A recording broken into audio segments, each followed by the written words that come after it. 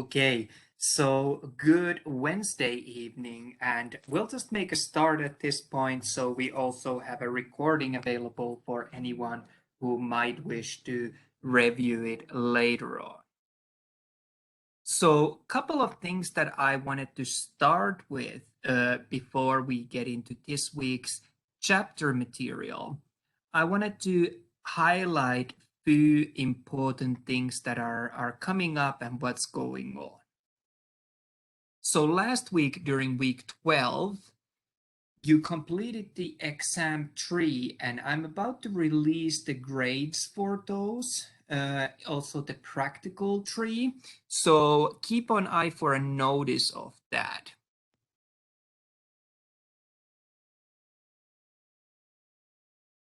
And as always, I have provided written feedback, actually quite a detail, especially if you have missed something or if you have provided an alternative answer that's acceptable.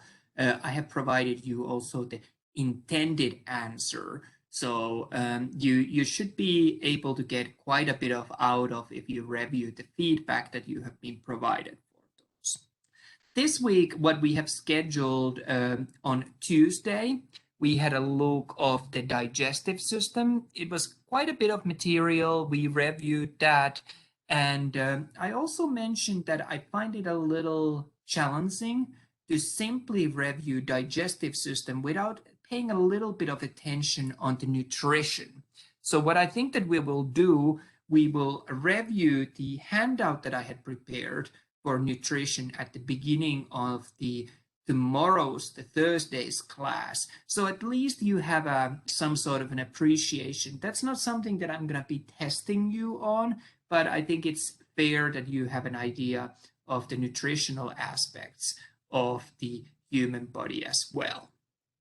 We will be completing lab tomorrow on Thursday, where we will be looking at a series of case examples again. So it gives you a chance to apply the knowledge that you have learned. Couple of important announcements that this one especially, I think you might want to pay attention. Next week, during our week 14 of the semester, we will have our lecture and labs in a fully online format. So the reason why I want to emphasize this is that on Thursday, I assume that many of you will be prepared or preparing for the Thanksgiving. So I understand that college might be closed and you might have other commitments. And then on Tuesday next week, I have unfortunately one of those conflicting appointments. So as a result of that, we're not going to have any in-person class, but I will provide you virtual instructions, and we will have also our Wednesday sessions. So you're not without instruction. What I think will happen is that much of the material that was scheduled for week 14 regarding male reproductive system, that's fairly simple and fairly straightforward, especially as we compare it to the female reproductive system, which is the system we'll be looking after the Thanksgiving break. So I'll probably provide a short summary of the male reproductive system on the week 15 as well. So we'll just cover both. And just make sure that you get the homework done regardless. On week 15, it's going to be a busy week because on Thursday, it's going to be the last session that we'll have for dissecting. And what you will be dissecting is going to be a fetal pig, and that provides you a chance to really see all body systems at once. So it's a lot to take in just one single session. So for that reason, I'm trying to cover everything on week 15 on the Tuesday when it comes to the learning material, and we'll save the actual dissection for the Thursday, and whole Thursday session is reserved for that. Then we get to week 16, which is going to be your exam 4. I'll provide the review sessions with the study guide for those, as I have done before.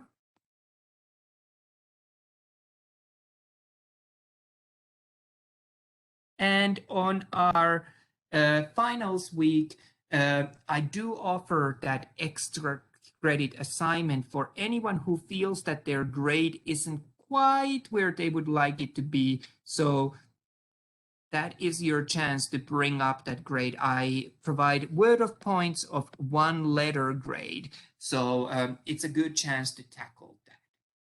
I know that that's quite a lot in 3 weeks. We'll cover a whole exam's worth of material, but remember, exam 4 is your final exam, the last exam to complete. Finals week, it's going to be a rather project, and that's a voluntary for you to participate or choose to not participate. I'll be sharing more details about that in a due course. So, kind of reflecting what we covered on Tuesday's session about the digestive system, and especially when it comes to the theoretical part or the lecture part.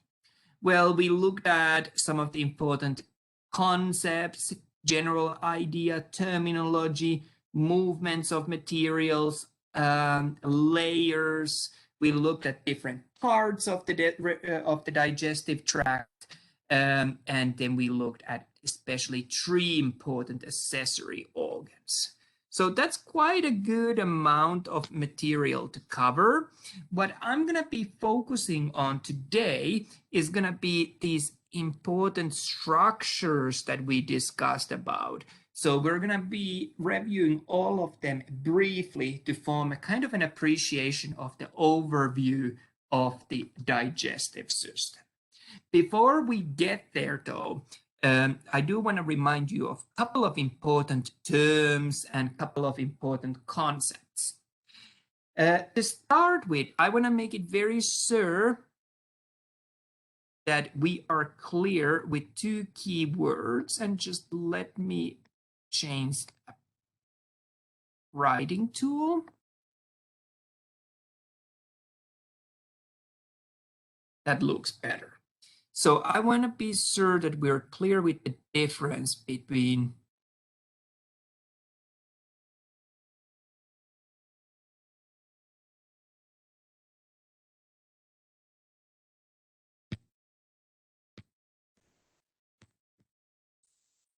digestion and absorption.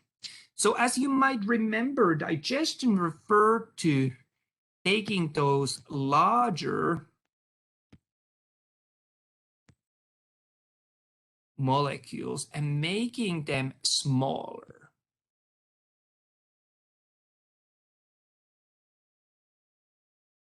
So it's all about breaking those large molecules that are our food. And as we broke down larger molecules, you remember from the basic review of metabolism, we released, when you break a larger molecule into smaller, you release some energy.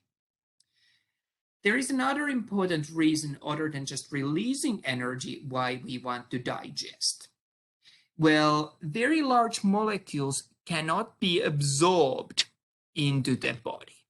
So what we do, we want to have those small molecules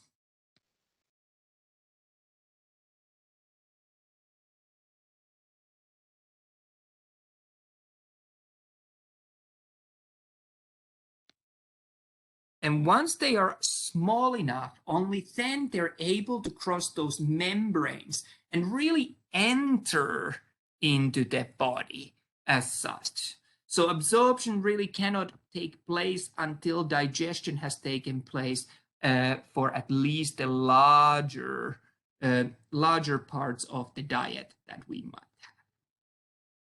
So be comfortable and clear with these 2 terms and their definitions. Digestion, referring to that breakdown of large molecules into smaller, and that's the processing food part, if you wish. And absorption, then when we have these sufficiently small molecules, how they're able to now cross the membranes, enter to the body, if you wish. Another important concept that I want to spend a little bit of time talking about is what it is that's passing through the digestive system. There's a few different terms, and we should know when and what term to use. So food is what you eat.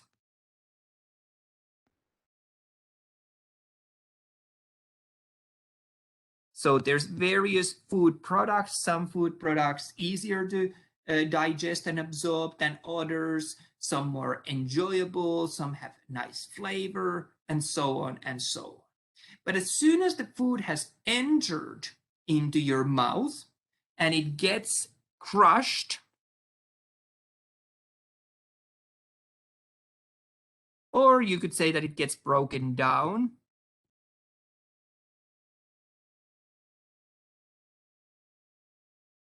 and this is the process of your mastication, so breaking the food by chewing it and so on, all this thing that happens at the level of the mouth.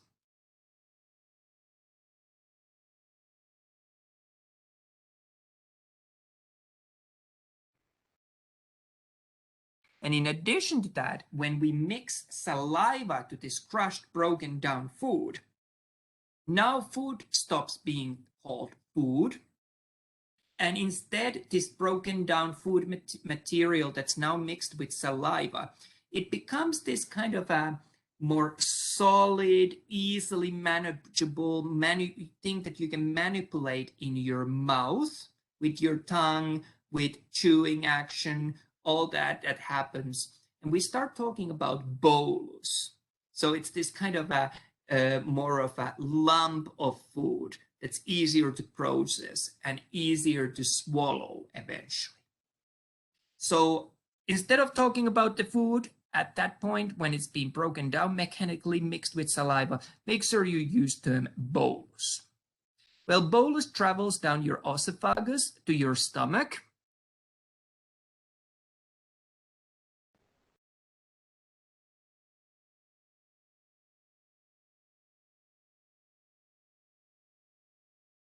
And when we add stomach acids to the bolus, it now becomes chyme. So chyme is this much more liquidy in consistence than what we've seen with the food or bolus. Chyme is very liquidy, rich in stomach acids, rich in other secretions of the digestive tract. So at this point, we stop talking about bolus at the level of the stomach and later parts, and we start talking about chyme. If you want to have an idea what a chyme would be like, think of the material that comes when someone has a diarrhea, that very liquidy form of somewhat digested food. And finally, we don't end up eliminating the chyme from our body. If we did so, that would be equal to having diarrhea. And with diarrhea, one of the major risks, of course, as you can remember, was losing great amounts of water. So many individuals who have diarrhea are dehydrated, and that can be a cause of death as well, especially common in the third world countries. Just die out of dehydration due to diarrhea. So to avoid that, what happens at the level of large intestines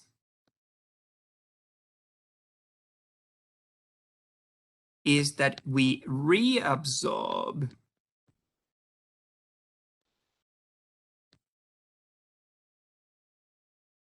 water back to the body. So the final product that doesn't get absorbed to the body, we cannot digest further, that's going to be eliminated from the body. That's going to be feces. So after we recover that water, that liquid from chyme at the level of large intestines, now we talk about feces, and feces are that product that you end up eliminating from the body. So I hope that made sense. I hope that those are concepts, terms that are clear for all of us. couple of other terms that I do want to discuss, and these next terms are going to relate to various different kinds of movements that we can have within the digestive tract.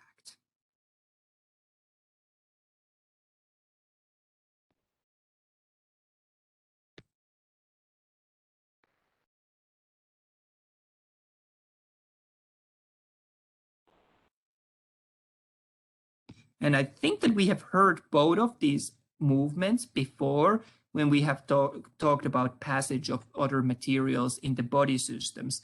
But this is probably the first time that we really take time to discuss what's the difference between the two. So let's start with the peristalsis. Peristalsis is this wave-like coordinated contraction of a muscular tube.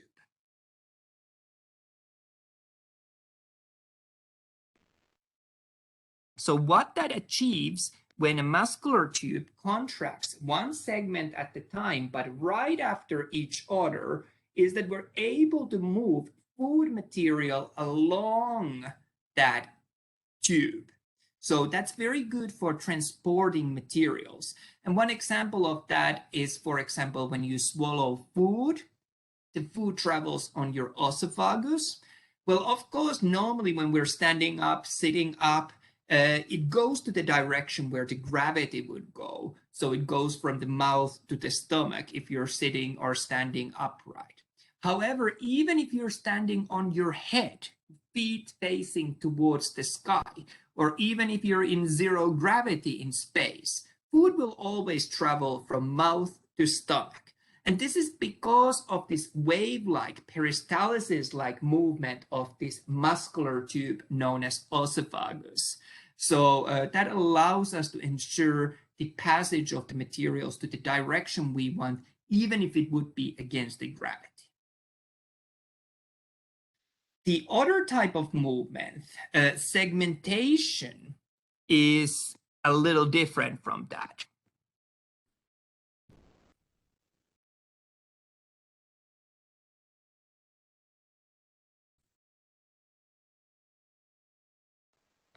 Rather than moving material along thanks to this wave-like synchronized movement, what happens in segmentation is that that muscular tube contracts at random parts.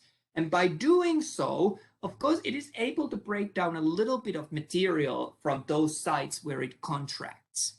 And it's able to mix a little bit of that material next to the immediate density of that area, but it doesn't really do a good job of this long distance transportation to certain direction. Rather, it's just kind of moving stuff back and forth and physically breaking it. The two examples that I used when I discussed about that were, I believe, squeezing toothpaste tube. So if you squeeze toothpaste tube in a way that you start from the very end and squeeze towards the opening, that would be peristaltic movement, the wave-like movement, moving materials along there. If you take toothpaste tube and squeeze it from the middle and something comes out, something might not, that's more of an example of segmentation. So I hope that all of those terms ring bells to you. They are important ones. They help us to understand the other concepts that we discuss. And what I was going to do next with you, I was going to draw out the digestive tract with you. One thing to notice about the digestive tract is that it's about 8 meters long, one continuous tube that starts from the mouth, ends to the anus, and all of the digestive tract along that path is just one continuous tube. And that continuous tube, it gets thicker, it gets thinner, it gets wider, it gets more narrow at certain parts, but it is still one single tube. And then we have accessory organs that contribute to that tube, the material that goes through that tube, helping with digestion and absorption.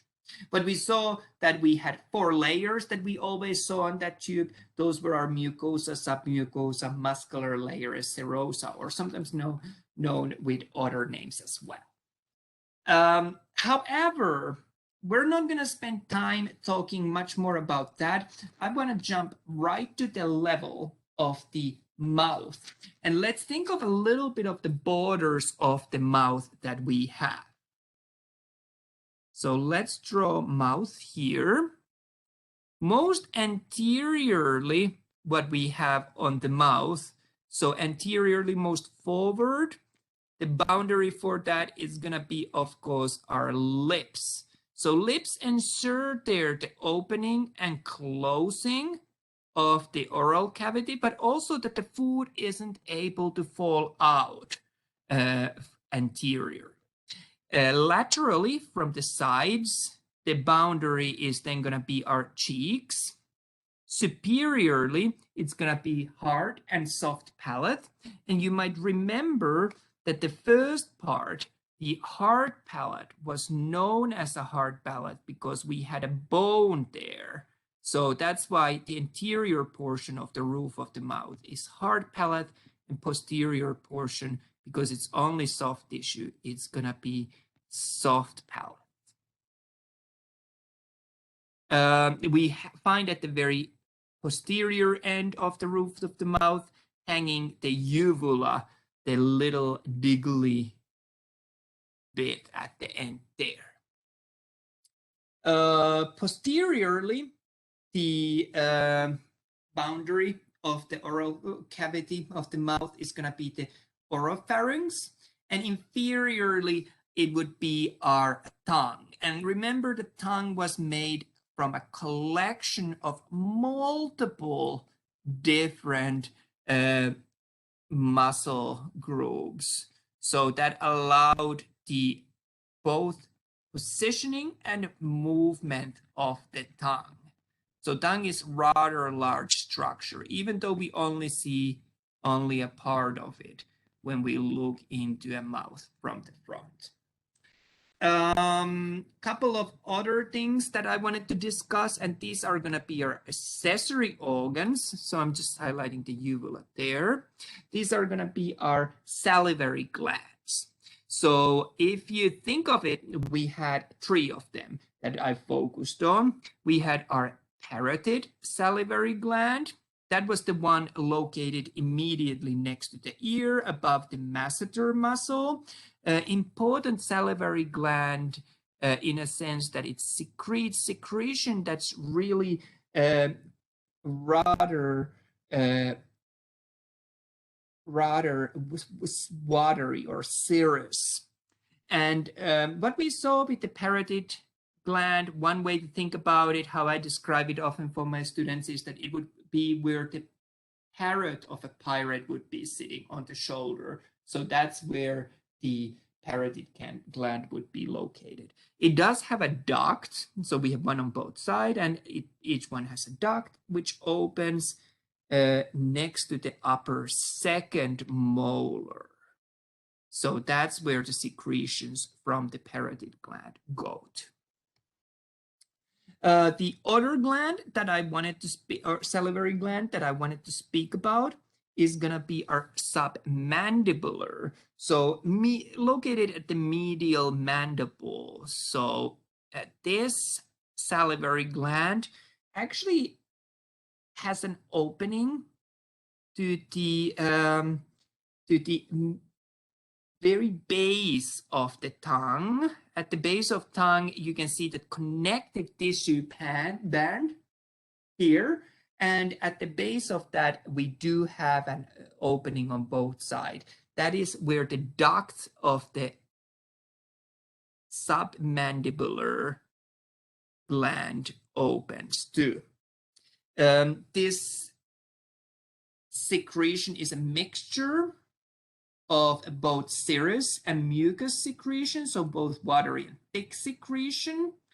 And the last salivary gland that we want to add to this diagram is going to be our sublingual salivary gland. Sublingual salivary gland located immediately underneath the tongue. So a good one to know in that sense. What sublingual salivary gland has in terms of the ducts, there's actually many at various different points of the floor of the mouth. So it has many openings, And the secretion from here will be very mucus, very thick.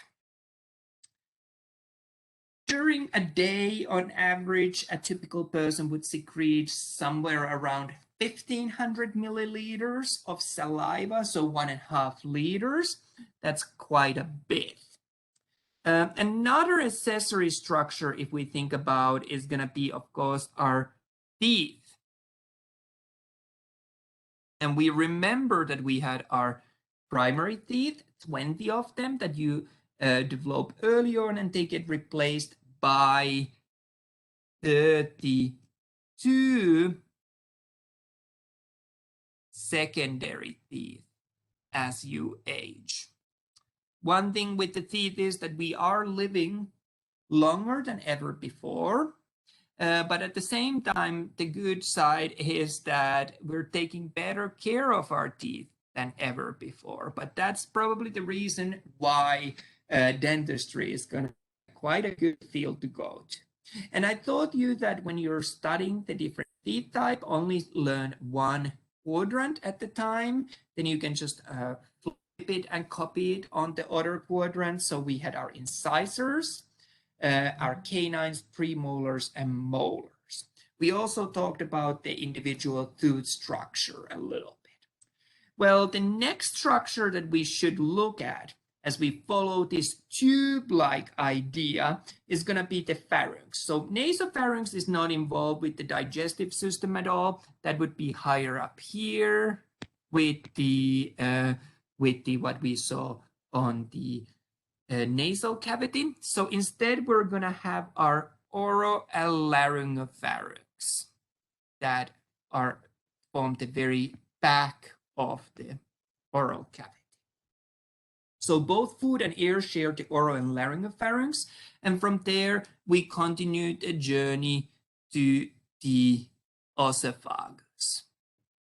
So remember, osophagus was really just a muscular tube. It has very little to provide for this process of digestion or absorption. All it does is really transport material within this tube. About 25 centimeters in long length. Remember, we no longer have food. It's bolus that's traveling down the osophagus. And we could study and see that we see all those 4 layers, general layers that we discussed also at this level of the digestive tract. The act of swallowing, the food going down the throat, we remember the term that we used for that was deglutition. And the initial part, even though it is voluntary, once swallowing has started, it becomes involuntary. Next, what I wanted to do was to discuss a little bit about the stomach. So let's add it to this diagram of ours. And what we see, stomach has 2 distinct parts that I want you to know. And I'm kind of emphasizing them on this diagram. Of course, they wouldn't be as obvious in real life. So we do have a cardia. Cardia is the part immediately where the esophagus joins to the stomach. We also have fundus, which is this portion that's actually located above where the esophagus joins the stomach. So this is where air often builds up and such. Majority of the stomach is going to be our body. And then at the very distal end of the stomach, we have our pylorus. Pylorus can be further divided into pyloric antrum and pyloric canal. But if you just know pylorus, I'll be super happy with. Stomach then ends, and we have start of the small intestines after that. But before we continue this journey of ours to the small intestines, there's a few more other things that I want to highlight when as they relate to the stomach. So let's look at those. We have 2 important sphincters that we need to discuss. And let's start with the sphincter here that separates the esophagus from the stomach.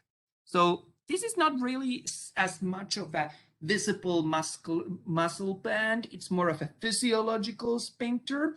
This is known as our lower esophageal sphincter, and it prevents the backflow of stomach acids up to the esophagus. If that happens, if you have stomach acids making its way up to the esophagus, you usually get heartburn. There's many reasons, many causes for that, such as excess food, drink, obesity, pregnancy, running. If this is prolonged and regularly you get stomach acid to irritate your esophagus, you might develop esophageal ulcers. And if that goes untreated, that does increase your risk of esophageal cancer. So treating heartburn, if that happens, that's worth it. We also talked about hernias, things sliding through from where they shouldn't be sliding through. That can happen here through the diaphragm. Stomach is inferior to diaphragm, so sometimes part of stomach might sneak out through that small opening to the wrong side of the diaphragm. The other sphincter that relates to the stomach was our pyloric sphincter at the distal end of the stomach. And this is an actual muscle band that you can find, and that separated the stomach from the small intestines. So we regulate when the material is ready to move on to the small intestines. Two other just terms that I kind of want to mention for the sake of completedness, really. We have our greater curvature of the stomach and our lesser curvature of the stomach. Stomach, we remember also, is rarely fully distended unless it's full of food, full of liquid. So usually often you can see these rugae on its surface. It's kind of a wrinkly. That gives stomach this chance of distending if needed. So when we do dissection, pay attention to that. And one final thing that I wanted to say about the stomach and when it relates to the muscular layer of those layers that I mentioned earlier on, you remember that we did have on all parts of digestive tract, the inner circular muscle layer. So it was the circular going around the tube. And we also had the outer longitudinal layers. Well, stomach is going to be a little bit of an exception that it has a third type of layer. And this layer is going to be our oblique layer. This gives stomach a chance to have one more way to contract, mix materials there. So if you think of the function of the stomach, that hopefully helps to get head around wrapped with that. There were many different secretions within the stomach, the gastric juice, about 3 liters per day that we discussed. And I provided you quite a nice handout to review those important ones. So pepsinogen being converted to pepsin in the presence of stomach acid, hydrochloric acid. That should be familiar. Gastric lipase, which split the fats. We remember that was weak because of the presence of hydrochloric acid, production of mucus to protect the layer of the inner layer of the stomach itself, an intrinsic factor that played role in the vitamin B12 absorption. What I want to move on is going to be actually the small intestines. And a lot of students kind of are like, how do I remember those different parts? And my recommendation for that is the mnemonic. Let me just change the pen color of the pen there. Is the mnemonic that I shared with you. DJ Ill. So DJ that plays very sick music. So that tells us that the first part of the small intestines is going to be called duodenum. Second part, jejunum. And the third part, ileum. And you remember the small intestines where jejunum and ileum changed? That's not really obvious. That's more of just a conceptual thing they changed. There's not a distinct transition point that you can see. And small intestines form the kind of more of a middle part of the abdominal cavity. And we, like I said, ended up with the ileum there. Well, now that we have discussed about the parts of small intestines, we have to remember small intestines was the site of where most of the absorption happened. This is because small intestines have a large surface area, so there's a lot of microvilli. So a lot of material gets absorbed at the small intestines. So that's really the workhorse part of the digestive tract, where really the business end happens. Remember, stomach was very little, much anything else than just a storage pouch. The acidity of the stomach caused that a lot of enzymes don't work optimally yet. So it's only once we get to the small intestines and the acidity gets a little more neutralized here that a lot of this absorption can start taking place, and also digestion as well.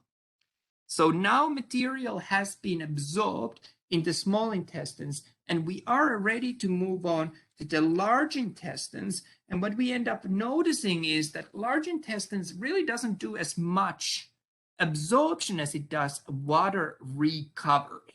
So let's look at the different parts of the large intestines. First, I'm just gonna color in the small intestines for this diagram of ours, just in case if anyone prefers colors, that might be easier to follow along, especially with all those arrows that I added there.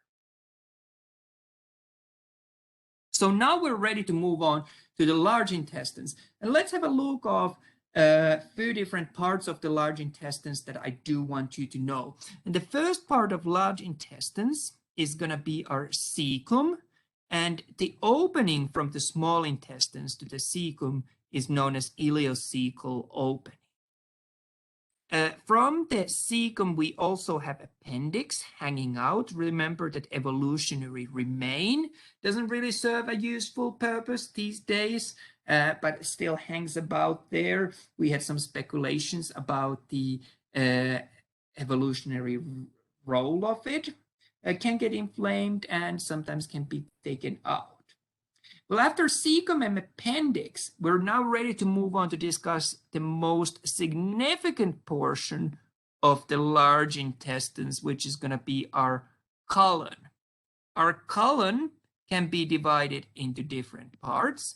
So we have first climbing upwards, so from the bottom of the abdominal cavity to the top of the abdominal cavity on the right-hand side. That's going to be our ascending colon. Then we have our transverse colon traveling from the right side to the left side of the abdominal cavity at the superior portion of the abdominal cavity. And then we have our descending colon coming down on the left-hand side from the superior top part to the inferior part. So that was going to be our descending colon. The last part of the colon that we see is going to be our sigmoid colon that forms a little bit of an S-shaped structure, in case that helps you to remember that. And of course, opening then to the rectum, anal canal, and anus. So let's add just the sigmoid there. And again, I'm going to color those in just to make it easier to follow the path of the large intestines. So our cecum, our appendix, our ascending colon, our transverse colon, our descending colon, our sigmoid colon, and then the other opening of the digestive tract. The main function of the large intestines, if you remember, was not so much to do with digestion or absorption. It is all to do with the water reabsorption. So we recovered that water from the chyme, and now that was liquidy, watery, and now we're left with feces that were more solid material. So now we have discussed that tube, and we should look at the three important accessory structures.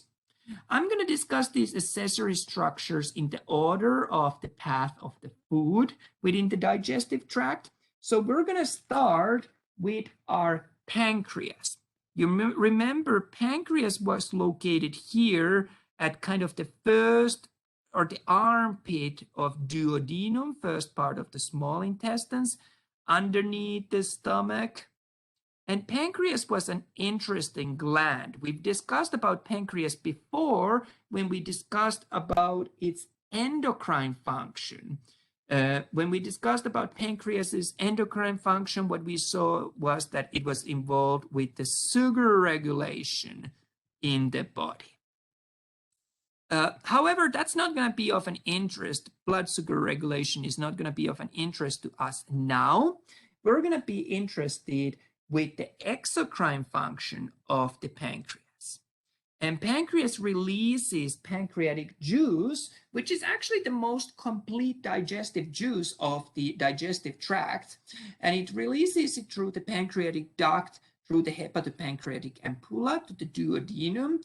And what pancreatic juice does, it does neutralize the pH of the material in the duodenum. Remember the pH of stomach acid, it's going to be very acidic. We need to neutralize it at the duodenum before we move to the other parts of the small intestines, so that a lot of these enzymes, a lot of other secretions can start working optimally. So that's why it's really here in the small intestines where the business end is, where the secretion of the pancreatic juice really activates a lot of these processes. So that was our first accessory gland that I wanted to discuss of the three important ones. I'm not saying that others are not important, but super important. Next, I want to discuss about the liver. So liver, of course, formed the superior portion of the abdominal cavity, more on the right-hand side than on the left-hand side. And liver has a bunch of important functions. We remember that all the blood from the gut really flowed first to the liver. And the purpose of this was that this was the way how we were gonna store the energy that we extract from the food, so that it doesn't just get passed with the blood to all parts of the body. Because one thing we remember, the body went crazy when there's energy available and it's just gonna burn it off. So instead, all the blood from the gut traveled first to the liver, where that energy could be stored if necessary. Well, liver has a lot of other functions, such as removal of old red blood cells, detoxification, storage of vitamins, glycogen, and so on and so on. For our purposes, the most important function of the liver is gonna be secretion of the bile. So liver is gonna secrete the bile. And bile is important in digestion of fats, for example. But bile does not stay in the liver. Instead, it travels to a little gland, a little structure underneath, little empty hollow structure underneath the liver.